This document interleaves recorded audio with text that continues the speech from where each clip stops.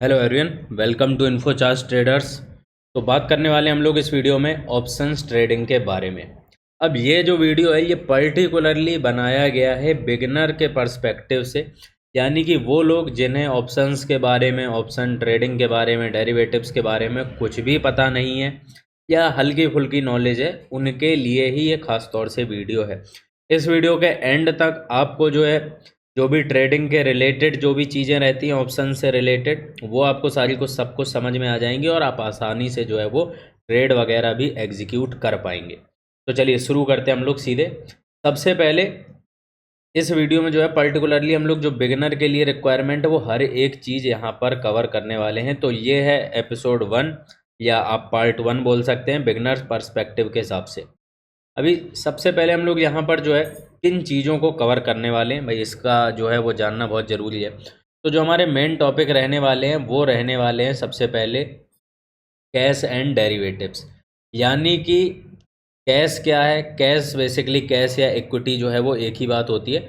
And derivatives क्या होते हैं, फिर जो है बेसिक टर्मिनोलॉजी, यानी कि जो हम बेसिक टर्म्स इस्तेमाल करते हैं जैसे कि एक्सपायरी, अंडरलाइंग एसेट्स, प्रीमियम, ठीक है, एक्स और भी जो स्ट्राइक प्राइसेस हैं, कॉल पुट, ये सारी चीज़ें इनके बारे में कवर करने वाले हैं। फिर हम जानेंगे, जब हमें कैश एंड डेरिवेटिव्स के बीच में डिफरेंस पता चल गया होगा तो डेरिवेटिव्स कितने प्रकार के होते हैं वो, और उसमें ऑप्शंस एंड फ्यूचर्स जो है वो क्या होते हैं, एग्जैक्टली होते क्या हैं ये। ट्रेड तो भाई बहुत सारे लोग इन्हें कर रहे होंगे, लेकिन ये है क्या चीज़, ठीक है, तो उसके बारे में भी हम समझेंगे। और फिर जो है कुछ और चीज़ें इसमें कैसे क्या करना है क्या नहीं करना है इसके बारे में। तो सबसे पहले सीधे जो बात करते हैं वो है हम लोग यहाँ पर कैश यानी कि इक्विटी और डेरिवेटिव्स के बारे में। जो हम हमारे जो स्टॉक मार्केट है यहाँ पर बेसिकली दो चीज़ें ट्रेड करती हैं। वो क्या है, एक तो ट्रेड करती है इक्विटी और दूसरा ट्रेड करते हैं डेरिवेटिव्स। अब जब भी मैं नाम लूँ कैश या इक्विटी, वो दोनों एक ही चीज़ हैं, ठीक है, और future and options and derivatives एक ही चीज़ है। इसको तो खैर अभी हम आगे देखेंगे ही। तो कैश इक्विटी ये है क्या, तो देखिए ये जो है बेसिकली है क्या कि जो भी हमारे पास मान लीजिए कोई कंपनी है, जैसे कि आपको पता है सबसे बड़ी कंपनी इंडियन मार्केट की है रिलायंस इंडस्ट्रीज़। अब रिलायंस इंडस्ट्री ट्रेड करती है, इसका शेयर ट्रेड करता है बेसिकली। तो ये जो शेयर है, एक शेयर जिसकी वैल्यू कितनी है, जैसे हम ये नॉर्मल मैंने पुराना चार्ट लिया है, तो इसकी वैल्यू जो है यहाँ पर हमें दिख रही है 2386 के आसपास। अभी तो ऑब्वियसली वैल्यू 3000 के आसपास चल रही है, ठीक है। तो ये जस्ट एग्जाम्पल के लिए लिया गया है कि एक कंपनी है, इसका एक शेयर जो है वो मार्केट में ट्रेड कर रहा है किसी भी प्राइस पर, जो कि मान लीजिए अभी 2386 है, और ये 934 से बढ़ के जो है इस प्राइस पॉइंट पर पहुंचा है। यानी कि अब इस एक शेयर, जो मान लीजिए आप हैं, आपने इसका ये एक शेयर खरीद लिया, ठीक है, आप खरीद सकते हैं। तो क्या हो गया, आपके पास जो है आप भी इस कंपनी के हिस्सेदार बन गए।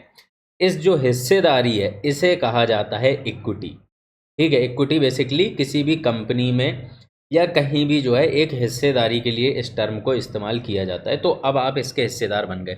लेकिन अब ये कंपनी जो रिलायंस कंपनी है, ये तो भाई कई लाखों करोड़ों की कंपनी है। जैसे अगर हम यहाँ पर इसके मार्केट कैप की भी बात करें, तो ये आप देखोगे कि इसका जो मार्केट कैप है ये है 21,17,902 करोड़ का आज के टाइम पर, करेंट टाइम पर। प्राइसिंग है इसकी 3,130 के आसपास। तो अगर ये अब मार्केट कैप क्या है, ये बेसिकली कंपनी की वैल्यू है। यानी कि अगर रिलायंस को जो है आज के दिन में बेच दिया जाता है तो इसकी इतनी वैल्यू लगेगी, ठीक है, इसकी आज के टाइम पर इतनी कीमत चल रही है। तो अगर हम इसके जो आज के टाइम पर कीमत है, इसके जो करंट प्राइस यानी कि एक जो शेयर की कीमत है, एक इक्विटी की कीमत है, उससे डिवाइड कर दें तो हमारे पास जो है वो सीधे सीधे आ जाएगा कि इसमें कितने शेयर हैं, यानी कि कितनी हिस्सेदारी इन्होंने जो है वो दे रखी है। अब एक व्यक्ति के पास 2 शेयर भी हो सकते हैं, 10 शेयर भी हो सकते हैं, 10 लाख शेयर भी हो सकते हैं, लेकिन टोटल नंबर ऑफ शेयर जो है वो हमारे पास आ जाएंगे। और वो जितने शेयर होंगे वो क्या हो गया, वो हो गई इस कंपनी की टोटल इक्विटी, यानी कि टोटल शेयर्स, यानी कि टोटल जो कैश अमाउंट है वो, ठीक है। तो ये आप समझ गए। अच्छा, कैश ये नाम कैसे आता है, इक्विटी तो समझ में आ गया हो। कैश बेसिकली इसे इसलिए कहा जाता है क्योंकि ये एक शेयर है। अगर आपके पास मान लीजिए ऑनलाइन, आज के टाइम पे तो ऑनलाइन शेयर्स आ जाते हैं हमारे डीमैट में, जैसे पहले आता था पूरा वो उसका पर्चा वगैरह आता था, ठीक है। तो वो पर्चा लेके अगर आप जाएंगे, जहाँ पर भी हमारे शेयर्स वगैरह क्रेडिट होते हैं, आप जाएंगे तो आपको जो है उसके बदले में वो प्रॉपर रुपए दे दिए जाएंगे। ठीक है, तो इसीलिए जो है इसको कैश भी बोला जाता है कि अगर आपके पास वो शेयर है तो आप एग्जैक्टली 3,000 का मान लीजिए शेयर है तो वो एक तरीके से 3,000 रुपये ही हैं। ठीक है, इसमें ऐसा नहीं होगा कि ये एक टाइम के बाद एक्सपायर हो जाएगा या कुछ हो जाएगा, कुछ भी नहीं होने वाला है। अगर शेयर है तो वो 3,000 का, तो वो 3,000 पूरे के पूरे आपके पास रुपए ही हैं। ठीक है, तो ये है। अच्छा, अभी ये तो समझ में आ गया होगा अभी डेरिवेटिव्स क्या होते हैं और कितने प्रकार के होते हैं। तो देखिए, डेरिवेटिव्स बेसिकली होते जो मार्केट में जिन पर हमारा फोकस है वो तो बेसिकली दो प्रकार के हैं। हालांकि डेरिवेटिव्स तो इनफाइनाइट प्रकार के हो सकते हैं, लेकिन मेन हमारा फोकस रहने वाला है वो है फ्यूचर एंड ऑप्शंस पे, और ख़ास तौर से ऑप्शंस के ऊपर। अब डेरिवेटिव होते क्या हैं, ये तो भाई बहुत लोगों को पता होगा, फ्यूचर एंड ऑप्शंस ट्रेड करते हैं। एग्जैक्टली ये है क्या चीज़, जैसे हमने इक्विटी समझ ली, तो डेरिवेटिव जो है वो मैं आपको थोड़ा एग्जाम्पल से बताता हूँ, इसको आप समझने की कोशिश करना। ये क्या दिख रहा है, ये दिख रहा है हमें एक लॉटरी का टिकट। ठीक है, अब ये जो है ये है एक लॉटरी का टिकट। अब लॉटरी के टिकट से जो है हमें क्या समझ में आता है, आप कहीं भी मान लीजिए जाते हैं तो आप मान लीजिए आप भाई लॉटरी के शौकीन हैं और आपने सोचा कि क्यों ना लॉटरी ली जाए, हो सकता है अच्छी खासी लॉटरी निकल आए। आपने एक लॉटरी का टिकट लिया। अब मैं आपसे पूछता हूँ कि ये बताइए, क्या इस टिकट की, यानी कि ये जो कागज़ में ये पर्चा मिला है, इसकी क्या कोई खुद में कोई वैल्यू है? तो इसकी तो कोई वैल्यू नहीं है, आपको 1 रुपये भी शायद कोई ना दे इसके बदले में। लेकिन क्योंकि इसमें जो है यहाँ पर कोई नंबर रहेगा या कोई बेसिकली जो है क्यूआर वगैरह रहेगा, जैसे यहाँ पर है ये क्यूआर। ठीक है, तो इसकी जो है वैल्यू यहाँ से बनती है। ठीक है, अब इसकी कितनी वैल्यू है एग्जैक्टली, चलिए हम बात करते हैं इस टिकट की जो है वो कितनी वैल्यू है। तो 1 रुपये तो मैंने बताया, वो तो बेसिकली क्या है कि कागज़ की वैल्यू है, लेकिन आप इसे ख़रीद रहे होंगे तो आप भाई किसी को भी देंगे तो आप 1 रुपये से ज़्यादा में ही देंगे, और लेने वाला ले भी लेगा। क्यों? क्योंकि आपको पता है 1 रुपये इसकी असली में कीमत नहीं है। ये थोड़ा सा कन्फ्यूजिंग हो सकता है, लेकिन थोड़ा एंड तक बने रहना तो समझ में आ जाएगी ये बात। अब यहाँ पर जो इसकी कीमत दिख रही है वो दिख रही है 500 रुपये। तो आपने 500 रुपये दे के ये कागज़ का पर्चा ले लिया। तो अभी इसकी कितनी कीमत है? अभी तो इसकी एक तरीके से कीमत 500 रुपये है, क्योंकि आपने 500 दिए, बदले में आपको ये चीज़ मिल गई। लेकिन क्या आपने 500 इसके किस लिए दिए हैं? आपको भरोसा ये है कि इसमें जो प्राइस है, ये 2.5 करोड़ तक का जो पहला प्राइस है ये मुझे मिल सकता है। ठीक है, तो बेसिकली जब अगर मान लीजिए किस्मत ने आपका साथ दिया और आप गए, इस प्राइस आपका फर्स्ट प्राइज़ निकल आया, तो आप जाएंगे तो आप क्या करेंगे, आप ये कागज़ देंगे और वो बदले में आपको 2.5 करोड़ रुपए दे देगा। तो ये जो कागज़ जिसकी कुल मिला के अभी वैसे देखा जाए तो 1 रुपये भी कीमत नहीं है, लेकिन आपने 500 लेकर इसे ख़रीदा है तो 500 रुपये कीमत हो गई, और अब इसी कागज़ की जो कीमत है ये 2.5 करोड़ हो गई, अगर आपको जो है इसी नंबर का ये जो कागज़ का लॉटरी निकल आती है तो एक बात तो जो हमें बहुत क्लियर कट समझ में आई कि यहाँ पर क्या है, कीमत बदल रही है लगातार। जब ये प्रिंट हुआ, प्रिंट होने के पहले इसकी 1 रुपये भी कीमत नहीं थी, फिर प्रिंट हो गया, ये सब छप गया तो 500 हो गई, और अगर आपकी लॉटरी निकल आई, सही नंबर पा गए आप, तो इसकी कीमत 2.5 करोड़ भी हो सकती है। यानी कि लगातार कीमत बदल रही। लेकिन कैश में ऐसा नहीं है, जो इक्विटी की बात कर रहे थे हम उसमें ऐसा नहीं है। ठीक है, उसमें जितनी उस टाइम पर कीमत है, वो एक शेयर की अगर कीमत 3,000 चल रही है तो वो 3,000 ही रहेगी। ठीक है, लेकिन यहाँ पर क्या ऐसा है कि आप अगर 5 लॉटरी के टिकट ले आए तो क्या 2.5 करोड़ से मल्टीप्लाई हो जाएंगे आपके 5? तो ऐसा तो नहीं होने वाला। बाकी सब में हो सकता है किसी में 10,000 की लॉटरी निकले, किसी में कुछ ना निकले। ठीक है, यानी कि हर एक लॉटरी का जो कीमत है वो बदल रही है लगातार। तो ये अंतर है डेरिवेटिव्स में और कैश एंड इक्विटी में। ठीक है, यानी कि डेरिवेटिव्स बेसिकली ऐसी चीज़ है कि जिसकी खुद की कोई कीमत नहीं है, जो दूसरी जगह से कीमत ड्राइव कर रहा है, इसीलिए नाम पड़ा है डेरिवेटिव, जो कहीं से कीमत ड्राइव कर रहा है। ठीक है, अब ये कीमत कहाँ से ड्राइव कर रहा है, ये कागज़ का पर्चा जो है ये कीमत कहाँ से ड्राइव कर रहा है? ये ड्राइव कर रहा है, ये जो लॉटरी हो रही है इसका क्या नाम है, ये लिखा है गांधी ब्रदर्स लॉटरी। ठीक है, जो भी नाम है, तो ये इस गांधी ब्रदर्स लॉटरी से जो है कीमत ड्राइव कर रहा है। अभी कल के दिन में मान लीजिए आपने 500 का ख़रीदा, ये गांधी ब्रदर्स लॉटरी की दुकान ही बंद हो गई, तो इसकी क्या कीमत रह जाएगी? कोई कीमत रह जाएगी? तो नहीं रह जाएगी। ठीक है, तो इसलिए जो है यहाँ पर हमें समझ में आता है कि मेन जो एसेट है, कीमत ड्राइव कहाँ से हो रही, उसे हम बोलते हैं अंडरलाइंग एसेट। वो हो रही है ये गांधी ब्रदर लॉटरी से, जो लोग लॉटरी करवा रहे हैं। ठीक है, और लगातार इसकी कीमत जो है वो जिस हिसाब से चीज़ें बैठ रही हैं, जिस हिसाब से अगर लॉटरी निकलती जितने की निकलती उस हिसाब से कीमत बदल रही। तो ये बात आपको बहुत क्लियर हो गई। अच्छा, एक चीज़ और भी है कि आपको जो है आपकी मान लीजिए लॉटरी निकलती है, लेकिन एक फ़िक्स टाइम ही है वो लॉटरी क्लेम करने के लिए। ऐसा नहीं कि आपने लॉटरी का टिकट ले लिया और आप साल भर बाद या जब आपका मन हुआ आप जा रहे हैं कि भाई इसमें तो लॉटरी निकली थी तो मुझे पैसे दे दो, तो क्या मिलेंगे पैसे? बिल्कुल नहीं मिलेंगे। इसकी जो ये टाइम लिमिट है जो यहाँ पर ये लिख रखी है इन्होंने 18/2/2023, ये क्या है? इस टिकट की एक्सपायरी है। ठीक है कि इस दिन के बाद, इस तारीख के बाद, इस समय के बाद ये टिकट एक्सपायर हो जाएगा, यानी कि इसकी वैल्यू जीरो हो जाएगी, कोई भी इसकी वैल्यू नहीं बचेगी। तो आप देख रहे हैं कि लगातार ये चीज़ें चेंज हो रही हैं, लेकिन कैश इक्विटी में ऐसा नहीं है कि भाई 1 महीने बाद आपकी कोई वैल्यू जीरो हो जाएगी, ऐसा कुछ भी नहीं होने वाला है। तो इसीलिए जो है ये डेरिवेटिव्स हैं। इसीलिए अगर हम टर्मिनोलॉजी में समझेंगे तो अंडरलाइंग एसेट, अब एसेट क्या है मैंने आपको बता दिया, जो गांधी ब्रदर्स लॉटरी मतलब जो लॉटरी करा रहे हैं, ठीक है, वहाँ है एसेट, वो है एसेट, क्योंकि वो लोग आपको पैसा देने वाले हैं।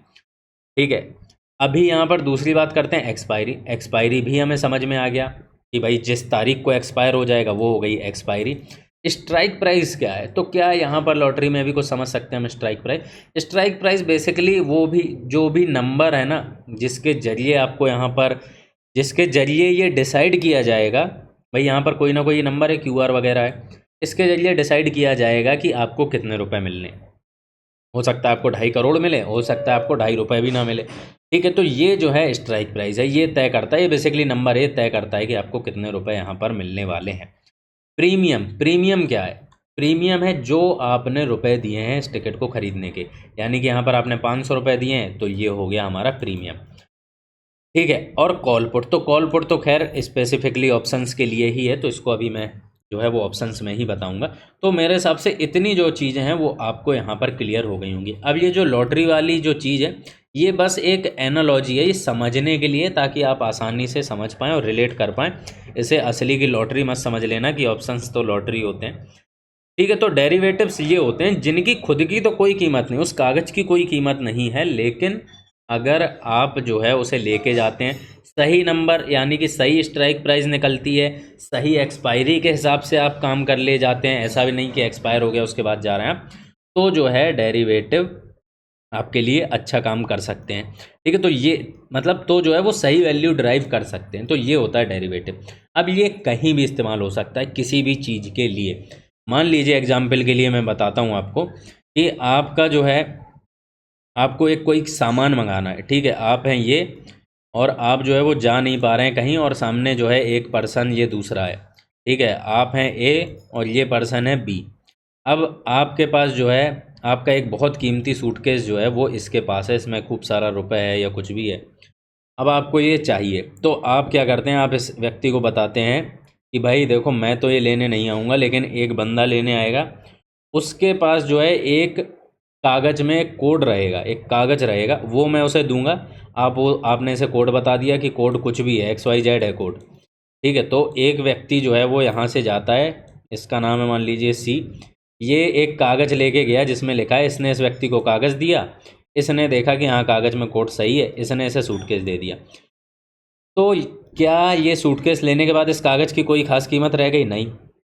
जब तक इसमें ये कोड वगैरह नहीं लिखा था क्या तब तक इसकी कोई कीमत थी? नहीं। लेकिन जैसे ही कोड लिख दिया तो इसकी अपने आप जो है एक कीमत आ गई, और उसके बदले में इसे सूटकेस मिल गया। तो ये कागज़ ने किसका काम किया? एक डेरिवेटिव का ही काम किया। ठीक है, तो इस तरीके से जो आप समझ सकते हैं कि डेरिवेटिव्स कुछ भी हो सकता है। अब जो हमारे मार्केट में काम के डेरिवेटिव्स हैं वो हैं दो, पहला है फ्यूचर है, दूसरा है ऑप्शंस।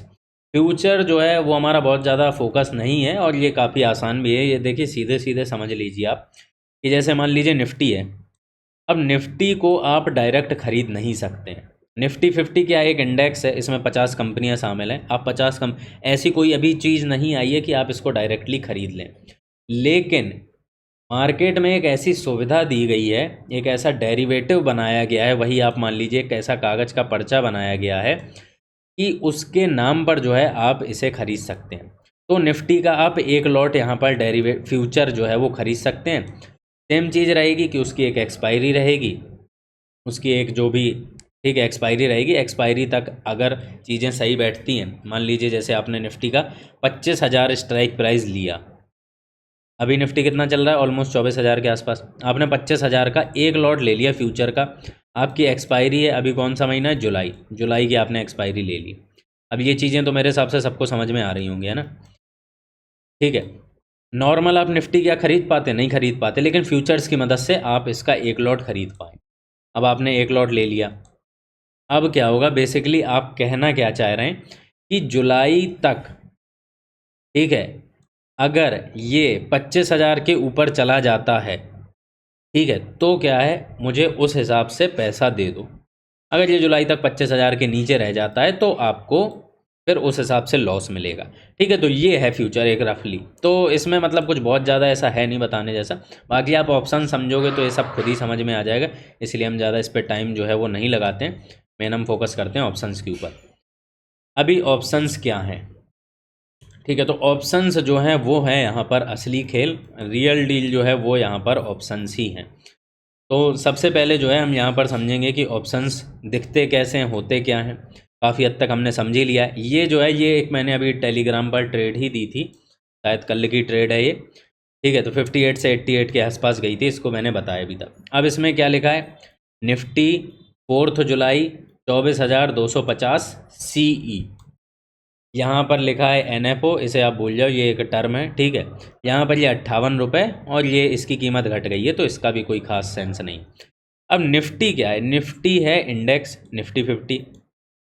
तो ये क्या, ये ऑप्शन में क्यों लिखा है, तो ये है अंडरलाइंग एसेट, जो मैंने आपको बताया था कि डेरिवेटिव हमारा वैल्यू कहाँ से लेके आ रहा है, क्योंकि उसकी खुद की तो कोई वैल्यू नहीं है, वो कहीं ना कहीं से तो वैल्यू लेके आ रहा है।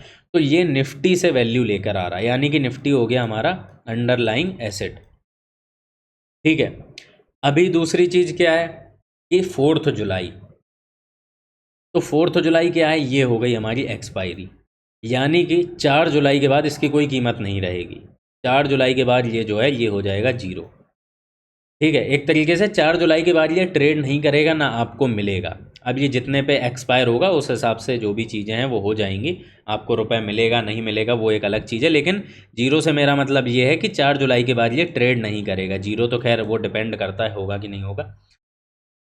अब यहाँ पर ये आ गया 24,250, ये है स्ट्राइक प्राइस। स्ट्राइक प्राइस क्या है, मैंने बताया कि लॉटरी में जो नंबर होता है उसी के हिसाब से सब कुछ डिपेंड है, सारी चीज़ें इसी नंबर पे डिपेंड करती हैं। और CP, अब CP क्या है, CE का मतलब होता है कॉल। CE होता है बेसिकली अगर मार्केट बढ़ेगा, मार्केट अगर बढ़ेगा, जैसे आपने 24,250 की कॉल ले रखी है, मार्केट मान लीजिए कुछ भी चल रहा है 24,000, तो मार्केट जैसे जैसे बढ़ेगा तो इसकी कीमत जो ये 58 रुपये दिख रही है, 58 रुपये क्या है, प्रीमियम, जो वो लॉटरी में आपने 500 रुपये दिए थे, ऐसे ही इस ऑप्शन को ख़रीदने के लिए आपको यहाँ पर 58 रुपये देने पड़ेंगे। अब जैसे जैसे मार्केट बढ़ेगा तो ये सी है, क्योंकि तो सी मार्केट के साथ बढ़ती है, तो ये 58 रुपये बढ़ते जाएंगे, 60 हो जाएंगे, फिर 65 हो जाएंगे, फिर 70 हो जाएंगे, जैसे जैसे मार्केट बढ़ता जाएगा। और आपको क्या है, फ़ायदा होता जाएगा, क्योंकि आपने कोई चीज़ 58 पे खरीदी है, अगर 65 हो गई तो आपको ऑलरेडी फ़ायदा यहाँ पर जो है 7 पॉइंट का हो ही रहा है एक क्वांटिटी में। जितना ज़्यादा बढ़ेगा उतना ज़्यादा फ़ायदा होगा। ठीक है, तो ये जो चीज़ है यहाँ पर हमें समझ में बेसिकली इतनी आ गई। लेकिन एक जो बहुत इंपॉर्टेंट चीज़ है ऑप्शन में समझने की, यही सबसे मेन है, वो क्या है कि ये तो सारी चीज़ें इंडिविजुअल लेवल पर समझ में आ गई, लेकिन इसका एक ओवरऑल क्या मतलब है, ये हम ले क्यों रहे हैं, एग्जैक्टली हम करना चाहते क्या हैं। ये हम इसलिए ले रहे हैं क्योंकि हम ये मान रहे हैं, सी का मतलब है अपसाइड, मार्केट बढ़ेगा, ठीक है, ये तो समझ में आ गया। हम ये मान रहे हैं कि निफ्टी का प्राइस 4 जुलाई तक, यानी कि 4 जुलाई का 3:30 तक, 3:30 पे बंद हो जाते हैं मार्केट, उसके बाद ये ट्रेड नहीं करेगा तो कोई सेंस नहीं है। 24,250 के ऊपर होगा।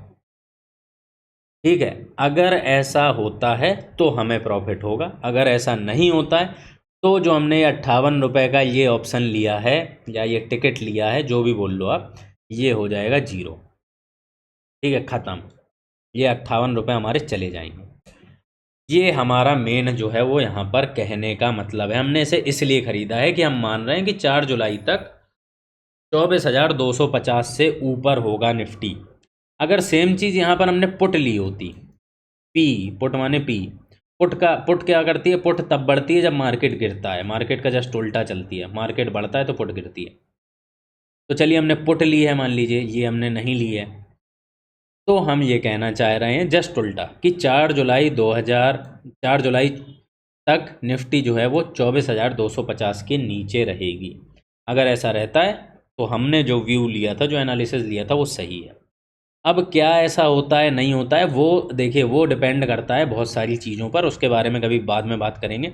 लेकिन ये चीज़ जो है वो एक ओवरऑल समझ में आ गई। तो अगर हमारा ऐसा व्यू है कि हाँ 4 जुलाई तक 24,250 के ऊपर जाएगा मार्केट, तो हम इसे जो है वो बेशक खरीद लेंगे। अगर नहीं है तो कोई बात ही नहीं है। ठीक है, तो ये जो है वो है। अब ये चीज़ निफ्टी की हो सकती है, तो क्या स्टॉक्स की भी होती है? हाँ, स्टॉक्स के भी ऑप्शन होते हैं।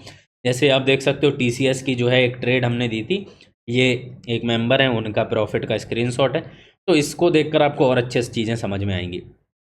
तो यहाँ पर हमने क्या लिया है? TCS 25 जुलाई 2024 तक 3700 की कॉल है ना, 3700 की कॉल। यानी कि हम क्या कहना चाहते हैं कि TCS जो है वो 25 जुलाई तक, अभी चल ही रहा है जुलाई वाला महीना, 25 जुलाई आखिरी एक्सपायरी होगी। एक महीने में 4 एक्सपायरी होती हैं, ठीक है, 4 थर्सडे होते हैं तो 4 एक्सपायरी होती हैं। बाकी डिपेंड करता है, बैंक निफ्टी की अलग एक्सपायरी हो रही है, सेंसेक्स की अलग हो रही है, लेकिन जो भी निफ्टी है वो हमारी थर्सडे को एक्सपायर करती है, ऑप्शंस वगैरह भी कई सारे, ठीक है, और कुछ की ऑब्वियसली अलग होती है। तो यहाँ पर जो है TCS में हम ये कहना चाह रहे हैं कि 25 जुलाई तक TCS की प्राइस जो है, क्योंकि कॉल है, 3700 के ऊपर रहेगी। अगर ऐसा होता है तो भाई मुझे पैसे दे दो, अगर ऐसा नहीं होता है तो जीरो हो गए, पैसे डूब गए मेरे। तो यहाँ पर जो है एक मेंबर ने ये मान के ख़रीदा कि ठीक है 25 जुलाई तक 3700 के ऊपर होगी, और उन्हें अच्छा खासा यहाँ पर प्रॉफिट हो गया। अभी आप ये सोच सकते हैं कि लेकिन 25 जुलाई तो अभी आया भी नहीं, तो भी एक प्रॉफिट कैसे हो गया, और क्या इस प्रॉफिट को बेचा जा सकता है, बुक किया जा सकता है? तो बिल्कुल, देखिए इसमें क्या है, क्योंकि डेरिवेटिव्स की खुद की कोई वैल्यू नहीं होती है, तो क्या होता है कि अब ये है TCS का शेयर, 25 जुलाई तो है अभी बहुत दूर। क्या हुआ, हमने देखा अचानक से एकदम तेज़ी आना शुरू हुई, बहुत तेज़ी से एकदम बढ़िया तेज़ी आने लगी। तो क्या हुआ, शेयर बढ़ने लगा। अब शेयर बढ़ने लगा तो जो लेवल पार हमें करना है, कौन सा लेवल है? 3700। इसके तो ऑलरेडी पार चला ही गया है, तो क्या बहुत ही ज़्यादा हाई चांसेस हैं कि 3700 के ऊपर ही जाएगा? तो ऑब्वियसली है, क्योंकि ऑलरेडी अभी पार कर चुका है 25 जुलाई तक, तो और टाइम हो सकता है और भी भाग जाए, हो सकता है नीचे भी आ जाए, लेकिन चांसेस ज़्यादा किस चीज़ के दिख रहे हैं? जिस हिसाब से भाग रहा है कि ऊपर ही जाएगा।